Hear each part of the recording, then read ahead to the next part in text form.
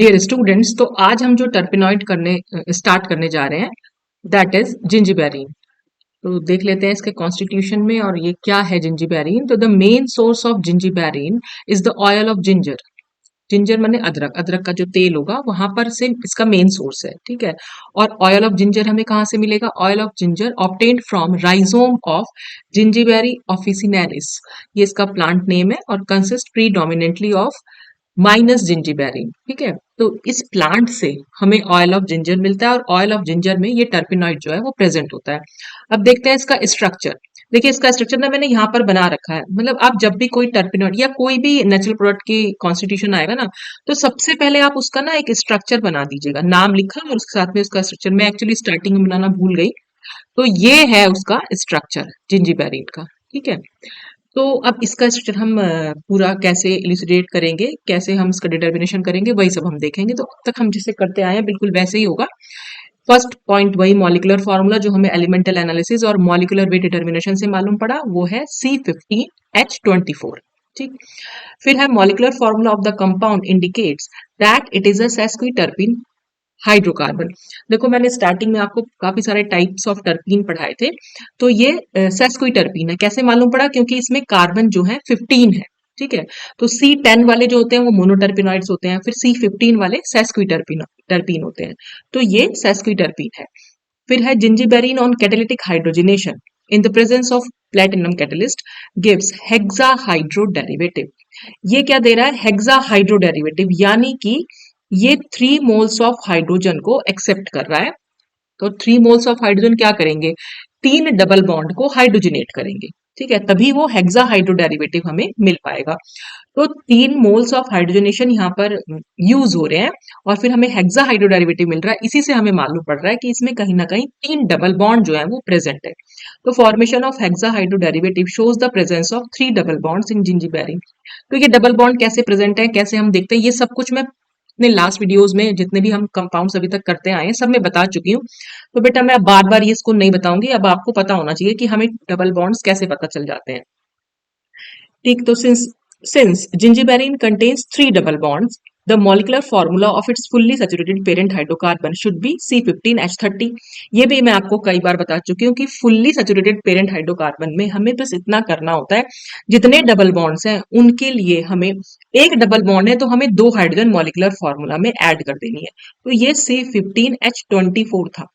इसमें 3 double bond है तो इसका मतलब हमें 6 हाइड्रोजन जो है इस मॉलिक्यूलर फॉर्मूला में ऐड करनी। जब 6 में मॉलिक्यूलर फॉर्मूला में ऐड कर देंगे तो ये C15H30 हो जाएगा। फिर हम इसको जनरल फॉर्मूला में रखेंगे, वही जनरल फॉर्मूला जो मैंने आपको फर्स्ट वीडियो में बताया था। उसमें रखने पर हमें ये मालूम पड़ेगा कि ये साइक्लिक कंपाउंड है। तो हम कह सकते हैं कि जिंजिबेरिन मस्ट बी अ मोनोसाइक्लिक सेस्क्विटर्पिन। तो मोनोसाइक्लिक तो दिख ही रहा है इसके स्ट्रक्चर में, इसके पास सिर्फ एक ही रिंग प्रेजेंट है, ठीक है। तो ये एक मोनोसाइक्लिक टर्पीन हो गई। अच्छा, अब क्या है? नंबर 5 है कि hexahydrozingiberene on dehydrogenation with palladium and carbon yields 6 paratolyl 2 methyl heptane. ये हमारा जिंजिबेरिन था। पहले हमने इसका हाइड्रोजनेशन किया तो हमें हेक्सा हाइड्रोजिंजिबेरिन मिला। इस हेक्सा हाइड्रोजिंजिबेरिन का जब हम डिहाइड्रोजनेशन करेंगे, हाइड्रोजनेशन मतलब होता है हमने इसमें हाइड्रोजन को ऐड किया।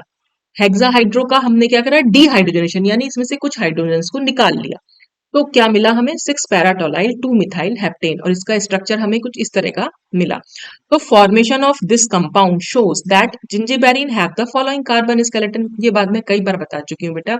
इस कंपाउंड से हमें ये कंपाउंड मिल रहा है और इस कंपाउंड से हमें ये कंपाउंड मिल रहा है। तो ये जो कार्बन स्केलेटन है कहीं ना कहीं वो इस कंपाउंड में और इस कंपाउंड में प्रेजेंट रहा होगा, तभी हमें इस टाइप का कार्बन स्केलेटन मिलता है। तो ये जो फाइनल हमें कंपाउंड मिला, इसी के कार्बन स्केलेटन से हम पता लगा लेते हैं कि हमारा जो जिस कंपाउंड के बारे में हम पढ़ने जा रहे हैं उसका कार्बन स्केलेटन कैसा होगा। तो वो कुछ कुछ इस तरह से मिलता जुलता हम दिखा सकते हैं यहाँ पर, ठीक। तो thus the partial structure of zingiberene can be represented as follows. तो एक तो हमें ये कार्बन स्केलेटन मालूम पड़ा और 3 डबल बॉन्ड्स तो हमने स्टार्टिंग में बता ही दिए थे। तो ये स्ट्रक्चर प्लस 3 डबल बॉन्ड्स। अब हम इन डबल बॉन्ड्स की पोजिशन को देख लेते हैं कि कहाँ पर ये प्रेजेंट हो सकते हैं। तो on ozonolysis zingiberene gives acetone as one of the product. Formation of acetone as one of the product reveals that one of the double bond must be present as isopropylidene group.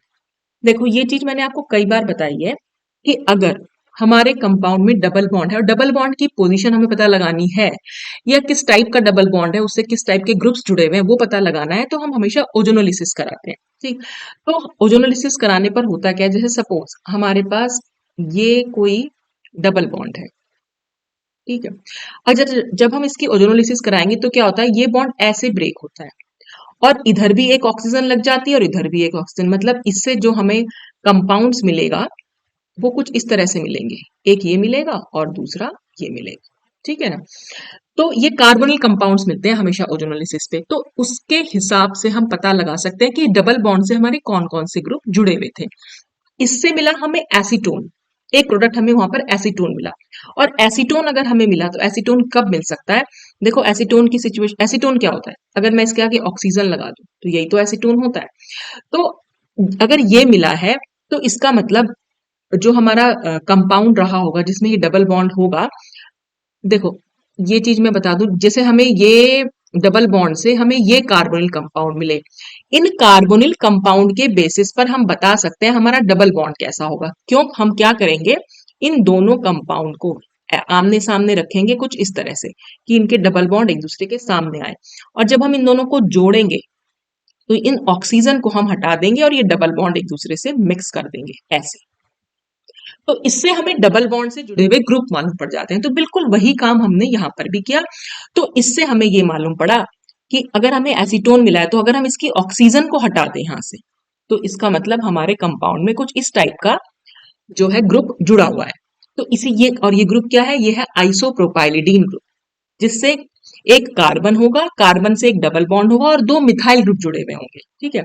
अब आप देखें इस वाले structure में carbon skeleton में ऐसी situation कहां पर आ सकती है कि एक कार्बन जिससे दो मिथाइल ग्रुप जुड़े हुए हैं और हमें डबल बॉन्ड वहां लगाना है, मतलब तो देखो यहां पर ये वाला कार्बन देखो, इससे हमारे दो मिथाइल ग्रुप जुड़े हुए हैं और कहीं कोई ऐसा कार्बन नहीं जिससे दो मिथाइल ग्रुप जुड़े हुए हैं। तो इस कार्बन से यहां अगर मैं एक डबल बॉन्ड लगा दूं तो इसका मतलब ये डबल बॉन्ड यहां प्रेजेंट होगा, तभी तो ये ग्रुप बन के आया होगा, क्योंकि तब जब हमने इसका वो किया होगा ना, क्या कहते हैं उसे, ओजोनोलिसिस, तो ओजोनोलिसिस पर ये बॉन्ड यहाँ से कट हुआ और कट होने पर क्या होता है, ये नीचे वाला तो एज इट इज ये मिलेगा हमें। तो ये क्या चीज थी, ये हमारा एसीटोन ही तो था।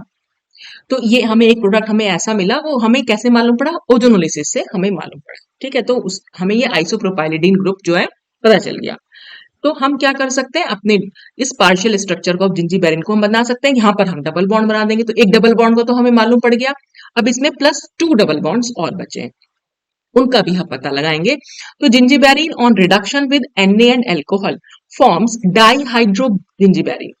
अगर हम उसका एल्कोहल और सोडियम के साथ रिडक्शन कराएं तो हमें डाईहाइड्रो जिंजीबेरिन मिलती है।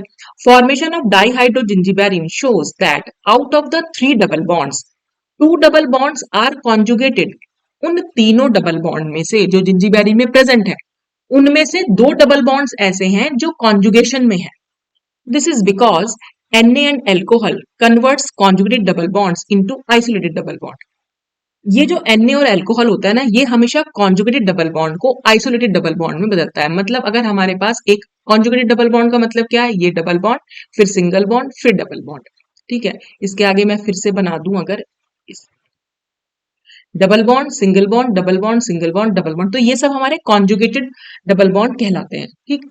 तो अगर मैं ये बता रही थी कि अगर ये conjugated double bond suppose present है हमारे ग्रुप में और हमने सोडियम और एल्कोहल के साथ इसका रिडक्शन करा दिया तो हमें एक आइसोलेटेड डबल बॉन्ड मिलेगा, मतलब हमें मिलेगा कुछ इस टाइप का स्ट्रक्चर, ठीक है। तो अब इसने हमें दिया, क्योंकि सोडियम और एल्कोहल के रिएक्शन से हमें डाईहाइड्रोजिंजीबेरिन मिला, जिससे हमें ये मालूम पड़ा कि भाई सोडियम और एल्कोहल ने इसको कहीं ना कहीं रिड्यूस तो किया ही है, और अगर इसने इसको रिड्यूस किया है तो क्योंकि ये कॉन्जुगेटेड डबल बॉन्ड पर ही अटैक करता है तो हमारे कंपाउंड में कहीं ना कहीं कॉन्जुगेटेड डबल बॉन्ड जरूर प्रेजेंट रहे होंगे। और कॉन्जुगेटेड डबल बॉन्ड यानी कि दो डबल बॉन्ड्स जो होंगे वो कॉन्जुगेशन में होंगे। अब वो कौन से होंगे बस वही हमें पता लगाना है और कहां पर होंगे। And presence of two conjugated double bonds in zingiberene has been supported further by its UV absorption maximum. और यूवी स्पेक्ट्रोस्कोपी की हेल्प से भी हम कॉन्जुगेशन का पता लगा सकते हैं। कॉन्जुगेटेड डबल बॉन्ड अगर हमारे कंपाउंड में प्रेजेंट है तो उस यूवी स्पेक्ट्रोस्कोपी हमें इजीली बता देगी। तो यहाँ पर हमें लैम्डा मैक्सिमम मिली 260 और एप्सिलॉन मैक्सिमम मिला 2700। तो this absorption maximum shows that both conjugated double bonds are present in a ring. इस एब्जॉर्ब क्योंकि यूवी स्पेक्ट्रोस्कोपी में जितनी भी लैम्डा मैक्सिमम या एप्सिलॉन मैक्सिमम की वैल्यूज है वो पर्टिकुलर किसी ग्रुप के लिए है। तो ये जो हमारी वैल्यूज मिली है ये हमें ये बताती हैं कि जो दोनों डबल बॉन्ड्स हैं वो किसी एक रिंग में प्रेजेंट है। Because this lambda maximum is characteristic of the presence of homoannular diene system, जिसकी बेस वैल्यू होती है 253 nm और हमें मिली है ये 260 nm। देखो होमोएन्युलर डाइन से क्या मतलब, ये बात तो आप लोग यूवी स्पेक्ट्रोस्कोपी पढ़ के ही आ रहे हो, ठीक है, तो आपको पता ही होगा। होमोएन्युलर डाइन का मतलब है ऐसे एक ही रिंग में दोनों डबल बॉन्ड्स प्रेजेंट हैं और जो कॉन्जुगेशन में है, ये डबल बॉन्ड फिर सिंगल बॉन्ड और डबल बॉन्ड, ठीक है। तो ये एक ही रिंग में प्रेजेंट है इसलिए हम इसको होमोएन्युलर डाइन सिस्टम बोल रहे हैं और इसकी एक पर्टिकुलर लैम्डा मैक्सिमम होती है 253 nm। हमें किस में मिल रही है 260 nm, तो लगभग लगभग वही पास में है। तो यहां से भी हमें मालूम पड़ रहा है कि ये एक इसमें ना कॉन्जुगेट डबल बॉन्ड प्रेजेंट है, ठीक। कॉन्जुगेट डबल बॉन्ड हम एक और तरीके से पता लगा सकते हैं, वो पता लगाते हैं हम डील सेल्डर रिएक्शन से। डील सेल्डर रिएक्शन क्या है, 4+2 साइक्लो एडिशन है, ठीक। ये एक कॉन्जुगेटेड डबल बॉन्ड है, प्लस इसकी रिएक्शन अगर हम किसी ईन से कराते हैं, ठीक है, जैसे कि इसका नाम क्या हो जाएगा, ये ब्यूटाडाइन है और ये क्या है, ये इथाइलिन है। तो ये रिएक्शन कैसे होती है, पेरिसाइक्लिक रिएक्शन का एग्जाम्पल है ये। इसमें बस ये बॉन्ड जो है मूव करते हैं और प्रोडक्ट हमारा मिलता है साइक्लोहेक्सीन, यानी ये बॉन्ड एक नया बनेगा, फिर ये बॉन्ड तो है ही, ये बॉन्ड एक नया बनेगा, ये बॉन्ड है, फिर ये बॉन्ड एक नया बनेगा, ये बॉन्ड है और ये वाला बॉन्ड जो है यहाँ पर ब्रेक होता है, तो ये तो रहेगा ही नहीं, ठीक है। तो ये साइक्लोहेक्सीन मिल जाती है हमें इस तरह से। तो इसने भी क्या, जब हमने जिंजीबेरिन को मैलिक एनहाइड्राइड के साथ रिएक्ट कराया या हमने लिया dimethyl acetylene dicarboxylate, हमने जब ये दोनों कंपाउंड साथ इसकी रिएक्शन कराई तो इसने एक एडक्ट दिया। ये जो हमारा साइक्लोहेक्सीन बनता है ना, इसको हम एडक्ट बोलते हैं, जो 4+2 साइक्लो एडिशन से यानी डील सेल्डर रिएक्शन से मिलता है हमें। तो यही हमने, अगर हमारा जिंजीबेरिन में सपोज ये कंपाउंड था, जिंजीबेरिन में ये कॉन्जुगेटेड डबल बॉन्ड है, यहाँ पर कुछ स्ट्रक्चर है हमारा, हमने ये सिर्फ ये शो किया कि ये जिंजीबेरिन का कॉन्जुगेटेड डबल बॉन्ड है। इसकी रिएक्शन अगर हम मैलिक एनहाइड्राइड से करें, मैलिक एनहाइड्राइड क्या होता है, मैलिक एनहाइड्राइड है ये, ठीक है। तो यहां पर भी सेम रिएक्शन होगी, ये बॉन्ड यहां जाएगा, ये बॉन्ड यहां जाएगा और ये बॉन्ड यहां जाएगा। तो हमारा कंपाउंड क्या बन जाएगा, ये 6 मेंबर्ड रिंग तो बनेगी ही बनेगी, ये ऐसे बना और इसके बाद ये, तो ये हमारा एडक्ट जो है वो बन के आया, ठीक है। और ऐसे ही अगर हम डाईमिथाइल एसिटिलीन डाई कार्बोक्सिलेट के साथ इसकी रिएक्शन कराएं, तो एसिटिलीन क्या है ये, और डाईमिथाइल डाई कार्बोक्सिलेट अगर इसको लिखना है तो ये हो जाएगा COOCH3 और COOCH3। तो इसकी भी रिएक्शन अगर हम करा दें, इसमें भी यही होगा, ये यहाँ जाएगा, ये बॉन्ड यहाँ जाएगा और ये बॉन्ड यहाँ जाएगा, उससे भी कंपाउंड बनेगा, वो मैं आपको आगे दिखा दूंगी। तो ये सब रिएक्शंस हमें क्या बता रही हैं कि जिंजीबेरिन में कॉन्जुगेटेड डबल बॉन्ड है, क्योंकि ये एडक्ट जब बनता है, एडक्ट तभी बन पाएगा जब एक हमारी कॉन्जुगेटेड डाइन हम ले लेते हैं, ठीक है। फिर नेक्स्ट क्या लिखा है कि dihydro जिंजीबेरिन on oxidation with KMnO4 gives keto dicarboxylic acid। फिर ये कीटो dicarboxylic acid on further oxidation with KOBr gives tricarboxylic acid and bromoform। फिर formation of bromoform suggests that keto dicarboxylic acid has CH3CO group। देखो ये bromoform iodoform reactions जो होती हैं वो methyl ketone देता है। मिथाइल कीटोन मतलब एक ऐसा ग्रुप, ठीक है। तो अगर हमारे कंपाउंड में मिथाइल कीटोन ग्रुप प्रेजेंट हुआ तो हमें ब्रोमो आयोडीन का रिएक्शन कराएंगे तो आयोडोफॉर्म मिलेगी, ब्रोमीन का कराएंगे तो ब्रोमोफॉर्म मिलेगी, बेस भी होगा इसमें और प्लस आयोडीन या ब्रोमीन कुछ भी हम यूज कर सकते हैं। तो यहां से हमें यह भी मालूम पड़ेगा कि इसमें मिथाइल कीटोन ग्रुप प्रेजेंट है। These results can only be explained if dihydrozingiberene has the following structure. तो अगर डाईहाइड्रोजिंजीबेरिन का ये स्ट्रक्चर होगा तभी हम इस सब चीजों को एक्सप्लेन कर सकते हैं। और ये अभी हम ये जो रिएक्शन 10 नंबर पॉइंट लिखा है ना, इसको हम अभी आगे रिएक्शन से प्रूव करेंगे, ठीक है। तो अब आप यहाँ पर रिएक्शंस देख लीजिए। तो हमने ये कंपाउंड अपना जिंजीबेरिन लिया और जिंजीबेरिन में हमें क्या पता था, जिंजीबेरिन का ये कार्बन स्केलेटन मालूम पड़ा था, यहाँ पर डबल बॉन्ड मालूम पड़े थे और +2 कॉन्जुगेटेड डबल बॉन्ड्स हैं। फिर हमने Na और C2H5OH की जब रिएक्शन कराई तो हमें ये डाइहाइड्रोजिंजीबेरिन मिला, यानी हमें डबल बॉन्ड यहां मिला, ये डबल बॉन्ड मिला। तो देखो हमारा कंपाउंड था अगर इस तरह का था और इसकी रिएक्शन हम Na-C2H5OH से करा दें तो ये ना कुछ ऐसे बन जाता है। इसका मतलब इस स्ट्रक्चर को देखकर हम कुछ आइडिया लगा सकते हैं कि इस स्ट्रक्चर में वो डबल बॉन्ड कहाँ रहे होंगे। ठीक है, तो वो डबल बॉन्ड जो अगर हम दिखाना चाहें तो उसको हम ऐसे और ऐसे भी दिखा सकते हैं, यहीं रहे होंगे तभी ये यहाँ पर आए हैं। तो Na-C2H5OH इसने क्या किया है, इसने डाइहाइड्रोजिंजीबेरिन को फॉर्म किया। अब इसकी रिएक्शन जब हमने KMnO4 से कराई तो KMnO4 क्या कर रहा है, KMnO4 देखो यहां से ये जो है कट होगा। ठीक, डबल बॉन्ड जितने भी डबल बॉन्ड को वो ऑक्सीडाइज करता है, तो डबल बॉन्ड यहां से भी ऑक्सीडाइज हुआ तो यानी ये वाला कार्बन भी कार्बोक्सिलिक एसिड बनाएगा, तो वो जो इसने यहां बना रखा है। फिर ये कार्बन भी कार्बोक्सिलिक एसिड में चेंज होगा, तो ये कार्बोक्सिलिक एसिड में चेंज हुआ और ये वाला कार्बन भी अपना जो है कीटोन ग्रुप में ऑक्सीडाइज हो जाएगा, तो हमारे पास ये कंपाउंड नंबर 3 बनेगा। फिर हमने KOBr मतलब यहाँ पर हमारी ब्रोमोफॉर्म रिएक्शन चली है, मतलब हमने क्या करा है इस रिएक्शन में KOH और प्लस Br2 जो है वो यूज कर रखा है। तो उसमें क्या होता है, ये देख रहे हैं मिथाइल कीटोन है, COCH3 ग्रुप मतलब मिथाइल कीटोन। तो मिथाइल कीटोन की जब भी कभी रिएक्शन KOH और Br2 से होती है तो हमारा ये COCH3 ग्रुप COH में चेंज हो जाएगा और हमें मिलेगी ब्रोमोफॉर्म। अब ये रिएक्शन देखो कैसे होती है, आप इसको समझ लीजिए, ये जो पूरा का पूरा ग्रुप है अगर मैं इसको R मान लूं तो ये R C double bond O और ये है CH3।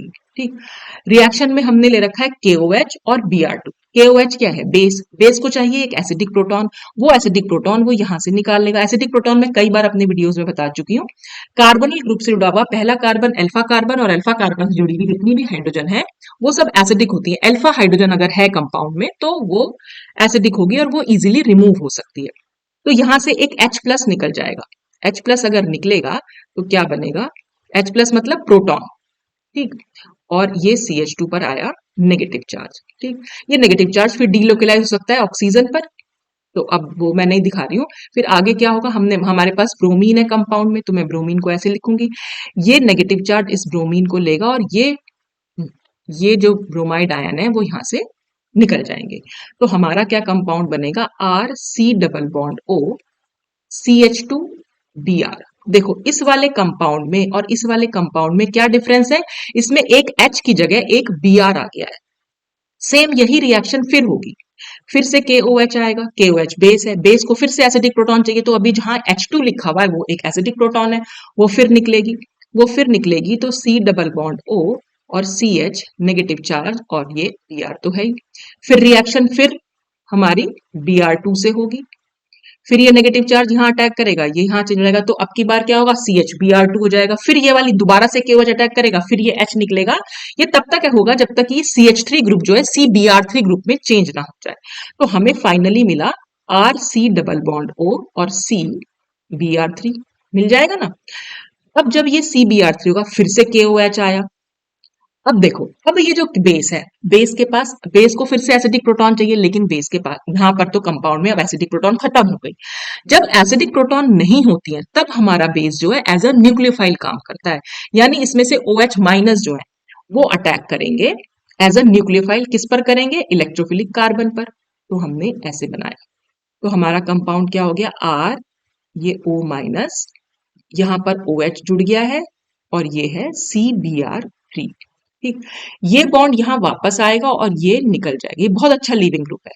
तो ये हमारा कंपाउंड क्या बनेगा, RC डबल बॉन्ड O और ये OH और प्लस C पे है नेगेटिव चार्ज और ये Br3।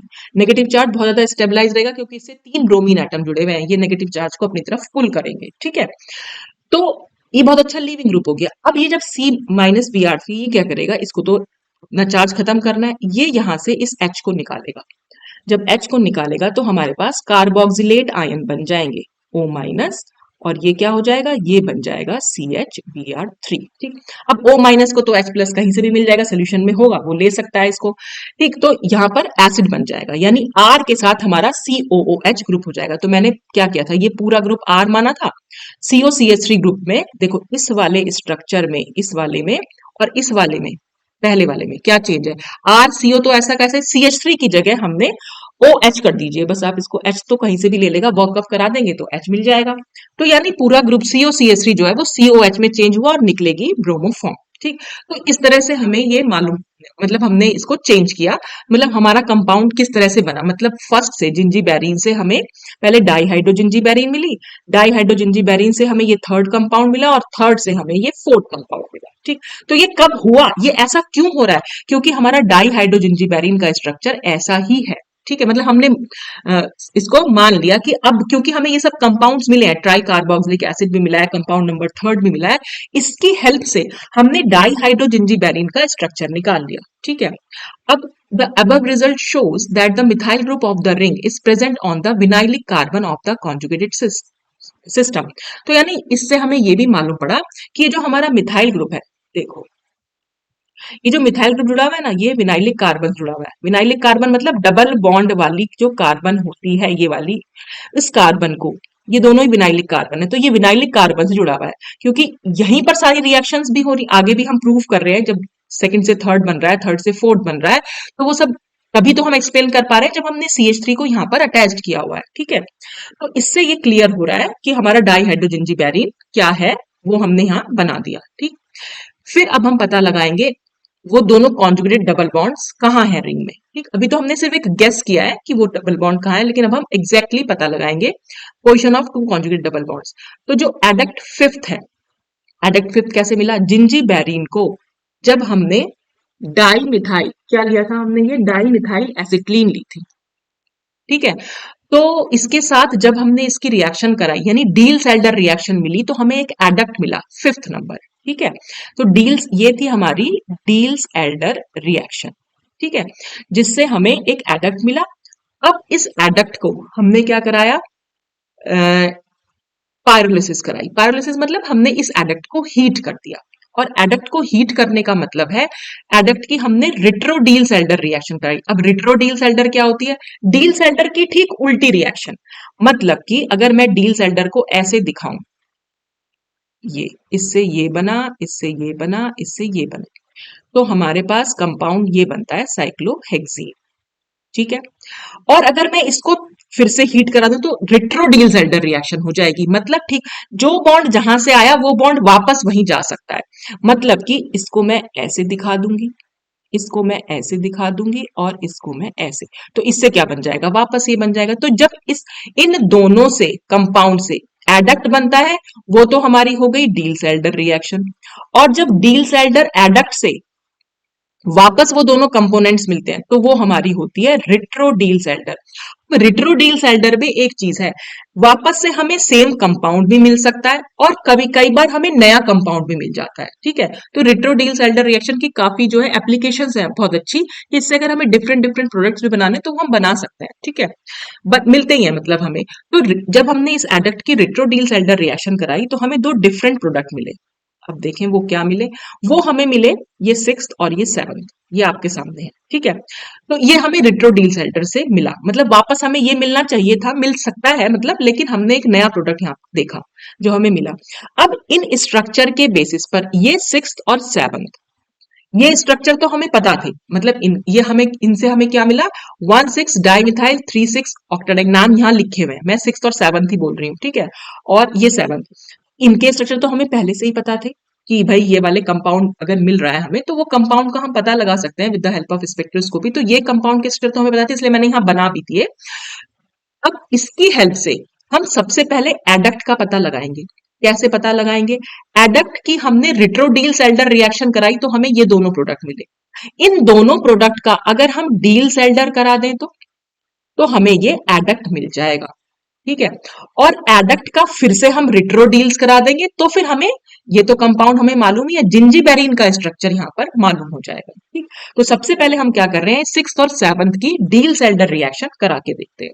ठीक, अब ये हमने दोनों कंपाउंड यहाँ बना दिए। तो डील-सेल्टर रिएक्शन में होता क्या है, एक ईन होता है तो ये हमारा ईन है, ठीक है, और एक कॉन्जुगेटेड डाइन होगा, वो कॉन्जुगेटेड डाइन है ये और ये। तो इसमें होगा क्या, बस बॉन्ड को मूव कराना है आपने, यानी कि ये बॉन्ड यहां से मूव करे। अब मैं इसको नंबर दे दूं 1, ये 2, इसको दे दिया है 3, ये जो मैंने यहां दे रखा है ना, मैं वही नंबर दे रही हूँ। ये 8 है, ये 7 है, और ये 6 है, फिर ये 5 है, और ये 4 है, ठीक। तो जब मैंने ये बॉन्ड यहां मूव कराया तो ये बॉन्ड कहां बनेगा, 2 नंबर और 3 नंबर के बीच में, क्योंकि पहले भी तो ऐसे। आप बस इसको ध्यान रखो, बेसिक रिएक्शन ये ध्यान रखना बेटा, कि ये जो अगर मैंने इसको यहां से मूव करा दिया यहां, तो फिर ये जो मूव कराने का मतलब है इस वाले कार्बन और इस वाले कार्बन के बीच में बॉन्ड बनेगा, ठीक है। फिर ये बॉन्ड यहां मूव हो जाएगा, ये बॉन्ड यहां। तो आप चाहे तो क्लॉकवाइज करा सकते हैं और चाहे एंटी क्लॉकवाइज, बस एक ही डायरेक्शन में कराना है, ठीक। तो जब मैंने ये बॉन्ड मूव कराया तो ये बॉन्ड जाएगा 2 और 3 के बीच में। तो मैं इसको यहां बना देती हूँ, ये 2 कार्बन है और ये 3 कार्बन है। आप इसको खुद से बनाना, यहां मैंने बना नहीं रखा है बेटा, क्योंकि वो बना नहीं पाई मैं, इसको आपको ऐसे दिखाना होगा, ठीक है। तो ये बना लीजिएगा, जो मैंने 2 और 3 के बीच में ये राउंड बना दिया ना, ये बॉन्ड है। अब इसको सीधा कैसे दिखाती, तो इसको मैं ऊपर से दिखा रही, ठीक है। तो 2 और 3 के बीच में जब बॉन्ड बना तो 3 और 8 का डबल बॉन्ड कहां जाएगा, 7 और 8 के बीच में। तो वो 7 और 8 के बीच में यहां डबल बॉन्ड बना दिया। फिर 7 और 6 का डबल बॉन्ड कहां जाएगा, 7 और 6 के बीच का डबल बॉन्ड जाएगा 1 और 6 के बीच में, ये यहां जाएगा। तो इसको आप कैसे दिखा सकते हैं, इसको आप यहां पर ऐसे दिखाएंगे, ठीक है। और इसी को हम इस तरह से भी जब हम बिल्कुल ठीक तरीके से बनाएंगे, क्योंकि ऐसे गोल गोल बना के तो बॉन्ड नहीं बनाएंगे, सीधा सीधा बॉन्ड बनाएंगे नॉर्मल। तो हम कैसे बना सकते हैं इसको, हम कुछ ऐसे दिखाएंगे इसको। अब देखो ये कैसे बना है, यहां तक तो स्ट्रक्चर बिल्कुल सेम है। 1 नंबर, हमारा जो 1 नंबर है वो ये है, ठीक है। 1 से जुड़ा हुआ है 2, तो हमने 2 दिखा रखा है। 2 किससे जुड़ा हुआ है, 2 नंबर जुड़ा हुआ है 3 से, तो हमने 3 से जोड़ दिया। फिर 3 किससे जुड़ा हुआ है, 8 से, तो हमने 3 को 8 से जोड़ दिया। फिर 8 पे एक मिथाइल ग्रुप है, तो हमने ये मिथाइल ग्रुप भी दिखा दिया। ये दिखा रखा ना, एक लाइन जो खींची हुई, लाइन का मतलब मैंने आपको कितनी बार बताया, वो मिथाइल ग्रुप होता है। जैसे ये एक लाइन है, ये लाइन का मतलब होता है CH3 ग्रुप। तो ऐसे ही हमने 8 पर एक CH3 ग्रुप बना रखा है। 8 और 7 के बीच में एक डबल बॉन्ड है, तो हमने 8 और 7 के बीच में डबल बॉन्ड बनाया। 7 और 6 के बीच में एक सिंगल बॉन्ड है, तो 7 और 6 के बीच में सिंगल बॉन्ड बनाया। फिर 6 और 1 के बीच में डबल बॉन्ड है, 6 और 1 के बीच में डबल बॉन्ड बनाया। और फिर ये नीचे वाली रिंग तो एज इट इज है, 6 5 से भी जुड़ा हुआ है, तो 6 को 5 से भी जोड़ दिया। 5 और 4 के बीच में डबल बॉन्ड है, 4 और 3 के बीच में बॉन्ड है। तो हम इस वाले एडक्ट को इस तरह से भी दिखा सकते हैं, जब हम बिल्कुल अच्छे से दिखाएंगे ना बॉन्ड वॉन्ड के साथ, तो हम इस तरह से दिखाएंगे, ठीक। तो आपने क्या करना है, ये स्ट्रक्चर बनाना है। उसके बाद बस आपने 2 और 3 के बीच में ऐसे ये राउंड दिखा देना, और ये 1 और 6 ऐसे दिखा देना। और फिर इसको हमने ये, इसलिए मैंने ये इक्विवेलेंट का साइन लगाया कि हम इसको ऐसे दिखा सकते हैं, ठीक। तो ये हमारा एडक्ट बन गया। तो एडक्ट का स्ट्रक्चर हमें मालूम पड़ गया। हमें तो पहले से पता नहीं था, लेकिन हमें क्योंकि इन दोनों कंपाउंड का स्ट्रक्चर पता था, बस इन दोनों कंपाउंड की हमने डील सेल्टर कराई और हमें एडक्ट मिल गया।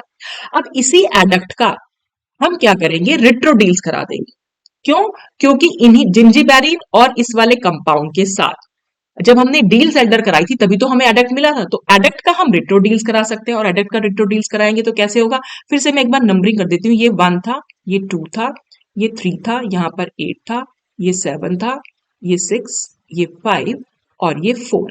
अब देखो इसमें हमें बॉन्ड कैसे तोड़ने होंगे, क्योंकि हमें एक कंपाउंड तो पहले से ही पता है, ये वाला COOMe से C, और C से ट्रिपल बॉन्ड C, और फिर COM। ये स्ट्रक्चर हमें पता है। ये स्ट्रक्चर हमें इस वाले एडक्ट में से अलग करना है, सिर्फ बॉन्ड को मूव कराकर, यानी बॉन्ड को तोड़कर। तो हम कैसे कर सकते हैं, देखो ये 5 और 4 के बीच में डबल बॉन्ड है, यहां पर ये 4 हो जाएगा और ये आपका 5 हो जाएगा, ठीक है। तो 4 और 5 के बीच में देखो, जिससे COOMe जुड़ा हुआ है जिस कार्बन से, वो 4 और 5 ही तो है। और यहां पर अगर मैं देखूं 4 और 5 के बीच में ट्रिपल बॉन्ड है, जबकि इस वाले स्ट्रक्चर में डबल बॉन्ड है। तो वो ट्रिपल बॉन्ड कैसे आ सकता है, या तो मैं 3 और 4 वाले डबल बॉन्ड को यहां मूव करा दूं, यानी 3 और 4 के बीच का डबल बॉन्ड टूटे और वो 4 और 5 के बीच में आए, या 5 और 6 का डबल बॉन्ड, उस 5 और 6 का सिंगल बॉन्ड तोड़ लीजिए, उसको आप मूव करा दीजिए इधर की साइड, ठीक है। कैसे भी मूव करा सकते हैं, बस जाना एक ही डायरेक्शन में।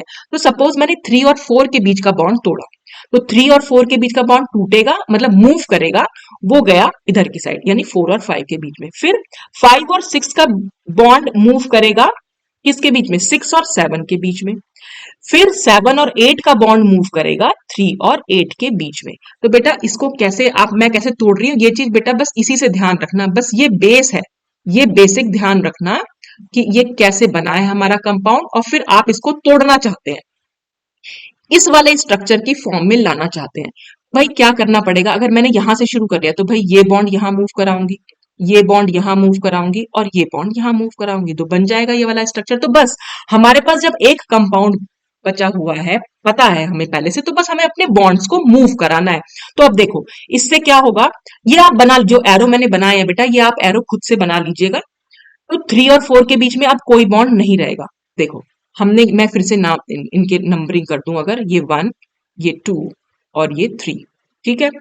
और यहां पर बचा हुआ है हमारा ये 8 नंबर, क्योंकि इसी से मिथाइल ग्रुप है 8, और ये है 7 और ये है 6।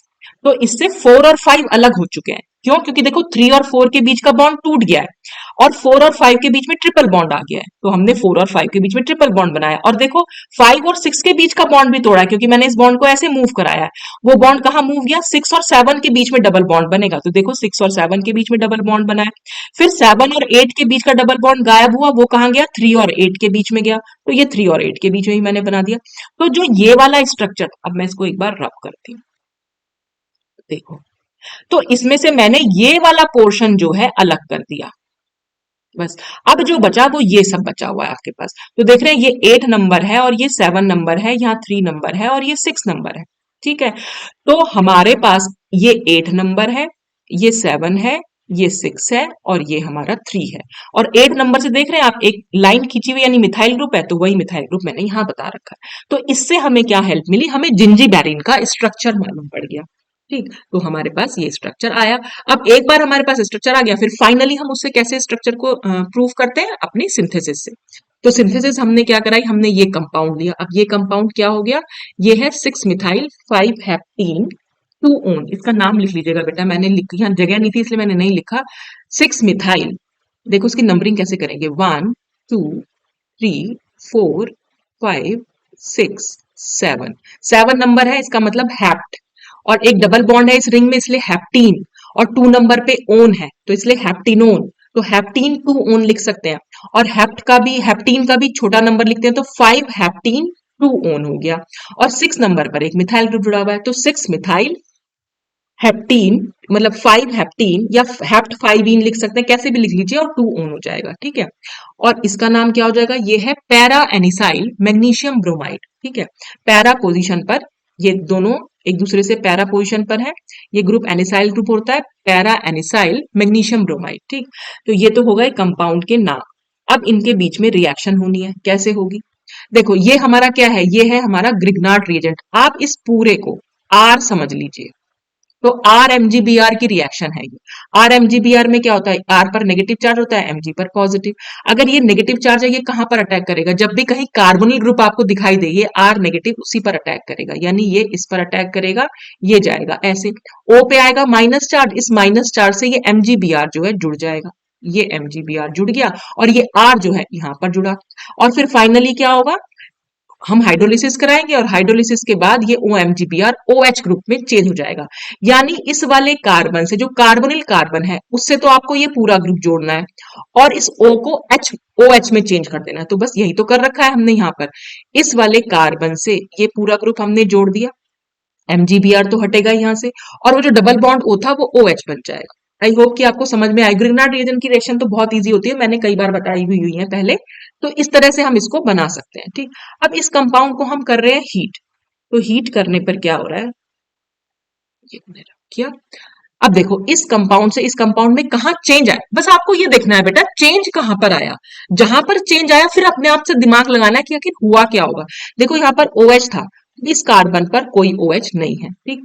यहाँ पर 2 H जुड़े हुए थे, मैंने आपको कई बार बताया कि कार्बन होता है यहाँ पर, जितने बॉन्ड दिखाई दे रहे हैं वो तो है ही, जो नहीं दिख रहे हैं उनको हमें हाइड्रोजन के रूप में सोचना है।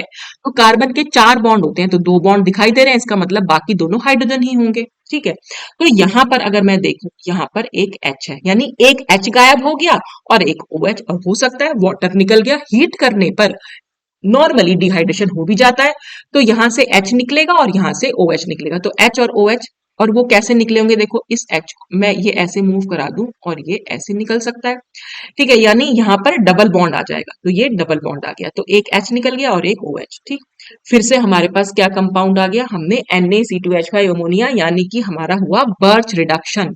बर्च रिडक्शन में आपको बर्च रिडक्शन फिर से वही है, NaC2H5OH है, वो हमेशा कॉन्जुगेटेड डबल बॉन्ड को ही रिड्यूस करता है, सिर्फ कॉन्जुगेटेड डबल बॉन्ड्स को। तो ये जितने भी डबल बॉन्ड्स है, देखो single double bond, single bond, double bond, single bond, double bond, single bond, single bond और फिर डबल बॉन्ड, तो ये सारे बॉन्ड्स जो है वो कॉन्जुगेटेड डबल बॉन्ड्स है। लेकिन जो ये वाला डबल बॉन्ड है वो आइसोलेटेड डबल बॉन्ड है, वो किसी के साथ कॉन्जुगेशन में नहीं है, तो इसका कुछ नहीं होगा, ये तो एज इट इज ही रहेगा। ये सारे डबल बॉन्ड जो है वो हाइड्रोजनेट हो जाएंगे। अब वो कैसे होते हैं, बस वही देखेंगे हम। देखो इसमें क्या हुआ है, मैं बिल्कुल एग्जैक्ट मैकेनिज्म नहीं बताने जा रही हूँ, बस बिल्कुल हल्का सा एक आइडिया दे रही हूँ बेटा। बर्च रिडक्शन पे मैंने ऑलरेडी वीडियो बनाया हुआ है, आप चाहे तो देख सकते हैं, और अगर आपको आता है तब तो कोई प्रॉब्लम ही नहीं है। मैं अगर इस बॉन्ड को ऐसे मूव करा दूं और इस बॉन्ड को मैं ऐसे मूव करा दूं, तो ठीक है, इस कार्बन पर तो आ जाएगा नेगेटिव चार्ज और इस कार्बन पर जाएगा पॉजिटिव चार्ज, ठीक है। जिस पर पॉजिटिव चार्ज जाता है, ये जो सोडियम है अपना एक इलेक्ट्रॉन देगा इसको, तो जब इसको अपना एक इलेक्ट्रॉन मिल जाएगा तो इस पर एक इलेक्ट्रॉन आ जाएगा। फिर सोडियम दोबारा से इसको एक इलेक्ट्रॉन देगा, तो जैसे एक इलेक्ट्रॉन आएगा तो इस पर, इस कार्बन पर दो इलेक्ट्रॉन हो जाएंगे, यानी एक इलेक्ट्रॉन एक्स्ट्रा हो जाएगा, तो इस पर नेगेटिव चार्ज आएगा। जैसे ही नेगेटिव चार्ज आता है, ये C2H5OH जो है एल्कोहल है अपना, यहाँ पर भी हाइड्रोजन दे देगा और इस वाली पोर्शन पर भी हाइड्रोजन दे देगा। सेम हम इन डबल बॉन्ड के साथ भी करते हैं, ये डबल बॉन्ड और ये डबल बॉन्ड, ठीक है, इसको भी हम मतलब इसी तरह से शो कर सकते हैं। तो आप देख रहे हैं यहाँ पर ये वाला जो डबल बॉन्ड है, इसको भी हमने ऐसे ही मूव कराया, ये हमने ऐसे मूव करा दिया, यहाँ पर नेगेटिव चार्ज आया और यहाँ पर पॉजिटिव। तो जहां भी पॉजिटिव चार्ज होता है हमेशा सोडियम अपने इलेक्ट्रॉन देगा, हालांकि स्टेप्स में होती है काफी रिएक्शंस, पर मैं आपको एक ही स्टेप में बता दे रही हूँ कि अगर इस पर एक पॉजिटिव चार्ज है तो एक सोडियम ने अपना इलेक्ट्रॉन दिया, फिर दूसरा एक सोडियम होगा, क्योंकि सोडियम भी हमने बहुत सारे लिए हुए हैं, तो ये दूसरा सोडियम लिया, तो यहाँ पर नेगेटिव चार्ज, जैसे ही नेगेटिव चार्ज आता है, नेगेटिव चार्ज पर हमेशा एल्कोहल जो है अपने प्रोटॉन दे देता है। तो क्या चेंज आता है हमेशा, देखो जो बेंजीन रिंग होती है ना कुछ इस तरह से, वो हमेशा 1,4 डाई हाइड्रो डेरिवेटिव बना देती है अपना, यानी वो इस तरह से दिखाएंगे उसको हम, बेंजीन रिंग का ये स्ट्रक्चर बन जाता है। तो हमने यही किया है, इस बेंजीन रिंग का स्ट्रक्चर ऐसे ही बनाया है। तो ये जो हमारी बेंजीन रिंग थी वो देख लो आप ऐसी है, और ये वाला डबल बॉन्ड मैंने अभी आपको बताया, दोनों जगह एच एच जुड़ जाएंगे, तो अब यहाँ पर कोई भी एच नहीं है, लेकिन अब एक एच यहाँ आ गया है, और ऐसे यहाँ पर एक ही एच है, अब की बार यहाँ पर दोनों एच आ गए, ठीक है। तो ये हुआ बर्च रिडक्शन। अब इसके बाद इन्होंने क्या कर रखा है, ये H+ ले रखा है, यानी हम, और हीटिंग भी दिखा रखी है, ये यहाँ पर एक्चुअली हम कर रहे हैं इसकी, ये इनोलिक ईथर्स कहलाते हैं बेटा, ये डबल बॉन्ड फिर सिंगल बॉन्ड और उससे OCH3 इनोलिक ईथर, और अगर एसिड प्रेजेंट है रिएक्शन में तो उसकी हाइड्रोलिसिस हो जाती है। इनोलिक ईथर की एसिड की प्रेजेंस में हाइड्रोलिसिस ये हो रखी है। अब उससे वो कैसे बन, मतलब कैसे हो रही है ये रिएक्शन, बस वही हम देखेंगे। देखो यहाँ पर ऑक्सीजन के पास क्या है, लोन पेयर ऑफ इलेक्ट्रॉन्स है। ये लोन पेयर ऑफ इलेक्ट्रॉन्स अगर मैं यहाँ मूव करा दूं और ये यहाँ मूव करा दूं, ठीक, तो उससे होगा क्या कि यहाँ पर जाएगा हमारा नेगेटिव चार्ज, ठीक है। देखो ये ऐसे बनेगा, ये डबल बॉन्ड हो गया, ऑक्सीजन पर गया पॉजिटिव चार्ज और ये CH3 मैं लिख रही हूँ, और यहाँ पर आया नेगेटिव चार्ज, इस नेगेटिव चार्ज से ये H+ जाकर जुड़ सकता है, तो वो जुड़ गया यहाँ पर जाकर, ठीक है। तो इसको मैं हटा दे रही हूँ, यानी कि यहाँ पर H है। अब फिर क्या होगा, क्योंकि हाइड्रोलिसिस हम दिखा रहे हैं तो वाटर तो है ही, तो यहाँ पर वाटर जो है इस वाले कार्बन पर अटैक करेगा और ये डबल बॉन्ड जो है इस ऑक्सीजन पर, क्योंकि ऑक्सीजन का पॉजिटिव चार्ज भी खत्म होना है, तो ये इस पर शिफ्ट हो गया। तो हमारे पास कंपाउंड क्या बन गया है, हमारा कंपाउंड बना ये, इससे जुड़ा हुआ है ये OCH3, और यहाँ पर वाटर ने अटैक कर दिया था तो OH2, और ऑक्सीजन ने क्योंकि इलेक्ट्रॉन दिए तो ऑक्सीजन पर पॉजिटिव चार्ज। अब ऑक्सीजन अपना पॉजिटिव चार्ज कैसे खत्म करेगा, एक H को निकाल देगा, और वो H कहाँ जाकर जुड़ेगा, क्योंकि इस वाली ऑक्सीजन के पास भी इलेक्ट्रॉन है, तो वो एक H यहाँ से निकलेगा और जुड़ेगा दूसरी वाली ऑक्सीजन पर, यानी ये हो जाएगा OCH3H, और इस पर आएगा पॉजिटिव चार्ज और इससे हो जाएगा हमारा OH, ठीक है। उसके बाद क्या होगा, ये अब ऑक्सीजन को तो अपना पॉजिटिव चार्ज खत्म करना है, तो वो यहाँ से मिथाइल अल्कोहल निकल जाएगा, क्योंकि वो बहुत अच्छा लीविंग ग्रुप है, निकल जाएगा, तो यहाँ पर पॉजिटिव चार्ज आएगा। उसी समय ये lone pair of electron oxygen अपना इस बॉन्ड को देगा। जब इस बॉन्ड को देगा तो यहाँ पर क्या हो जाएगा, ये तो निकल चुका है, तो मैं इसको बाहर की साइड दिखा देती हूँ। यहाँ पर डबल बॉन्ड O हो जाएगा और इस पर H जुड़ा हुआ है और इस पर आएगा पॉजिटिव चार्ज, और उसी समय ऑक्सीजन मतलब H प्लस जो है यहाँ से निकलेगा। ठीक है, तो जो H प्लस स्टार्टिंग में लिया था वो H प्लस निकल गया, और यहाँ पर ये डबल बॉन्ड O ग्रुप आ गया, यानी OCH3 की जगह डबल बॉन्ड O हो गया। तो वही हमने यहाँ पर दिखा दिया है। तो ये इनोलिक ईथर जो है ये फिर एक कार्बोनिल कंपाउंड में चेंज हो जाते हैं। तो ये पूरी मैकेनिज्म थी इसकी। अब नेक्स्ट क्या हुआ है, इसके बाद इसका आइसोमराइजेशन हुआ। आइसोमराइजेशन में क्या होता है, आइसोमराइजेशन में देखो ये डबल बॉन्ड जो है यहाँ शिफ्ट हुआ है, और यहाँ पर 2 हाइड्रोजन थी, तो एक हाइड्रोजन यहाँ चली गई। बस पहले यहाँ पर कोई हाइड्रोजन नहीं थी, अब यहाँ पर एक हाइड्रोजन है, और यहाँ पर एक ही हाइड्रोजन, तो एक हाइड्रोजन वहां मूव करी डबल बॉन्ड यहाँ, तो ये आइसोमराइजेशन हुआ। फिर हमने CH3Mgl यानी कि फिर से ग्रिग्नार्ड रिएजेंट लिया। ग्रिग्नार्ड रिएजेंट लिया तो ये CH3 तो अटैक करेगा फिर से यहीं पर, यानी इस वाले कार्बन से एक तो CH3 जुड़ जाएगा, और ये O किस में चेंज हो जाएगा, वापस से OH में चेंज होगा, क्योंकि यहाँ पर OMgI हो जाएगा। फिर हाइड्रोलिसिस कराएंगे तो OMgI जो है OH में चेंज होगा। तो इस वाले कार्बन से एक CH3 और एक OH, वो हमने यहाँ दिखाई दिया। फिर हमने फिर से इसकी हीटिंग की है। ठीक है, और हीटिंग करने पर क्या हुआ है, हीटिंग करने पर वाटर निकला। कैसे, यहाँ पर एक H है, ये H अंदर, ये यहाँ से निकलेगा, तो वाटर यहाँ से निकल जाएगा, यहाँ डबल बॉन्ड आ जाएगा, तो ये बना हमारा जिंजीबेरेन। और इसी का हम आइसोमर बना सकते हैं। कैसे बना सकते हैं, ये डबल बॉन्ड को हमने यहाँ शिफ्ट करा और इस एक H को यहाँ शिफ्ट किया, तो बस यहाँ पर दोनों H हो गए और ये हमारा CH2 रहेगा। तो इस तरह से जिंजीबेरेन की सिंथेसिस जो थी वो खत्म। हमने जिंजीबेरेन को सिंथेसाइज करके दिखा दिया। तो यहाँ पर ये जिंजीबेरेन का कॉन्स्टिट्यूशन जो है वो खत्म होता है। अब इसकी छोटी सी ये बस ये लास्ट स्लाइड है, स्टीरियोकेमिस्ट्री। तो जिंजीबेरेन के स्ट्रक्चर में हमारे पास 2 कायरल कार्बन्स हैं, एक तो ये जो मैंने स्टार से दिखाए हुए हैं, और एक ये। बाकी कहीं कोई कायरल कार्बन है ही नहीं। देखो ये वाले कार्बन, ये तो CH2 है, तो दोनों H सेम हो गए। यहाँ पर CH3 है, तो 3 H सेम हो गए। ये भी CH2 है, ये भी CH2 है, ये भी CH3 है, तो कहीं पर नहीं है, सिर्फ ये दोनों कार्बन जो स्टार बने हुए हैं, क्योंकि इससे एक CH3 जुड़ा हुआ है, एक ये डिफरेंट ग्रुप है, ये भी डिफरेंट ग्रुप है, और एक H जुड़ा हुआ है। ऐसे यहाँ पर भी एक H जुड़ा हुआ है, बाकी सारे डिफरेंट ग्रुप्स हैं। तो जब किसी के पास 2 कायरल कार्बन है और अगर हमें number of optically isomeric forms दिखाने, तो 2 टू द पावर n कर देते हैं। n का मतलब कितने नंबर ऑफ कायरल कार्बन्स, तो n की वैल्यू हो जाएगी 2, तो इसका मतलब इसके हम 4 आइसोमेरिक फॉर्म्स बना सकते हैं, जिसमें से जो मोस्ट कॉमन है माइनस, माइनस माने एल फॉर्म।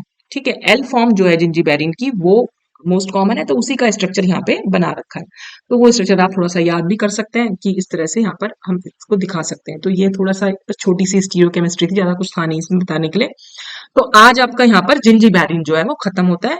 नेक्स्ट वीडियो में हम जो नेक्स्ट टर्पिनॉइड है उसको डिस्कस करेंगे। तो आज के लिए बस इतना ही। Thanks for watching.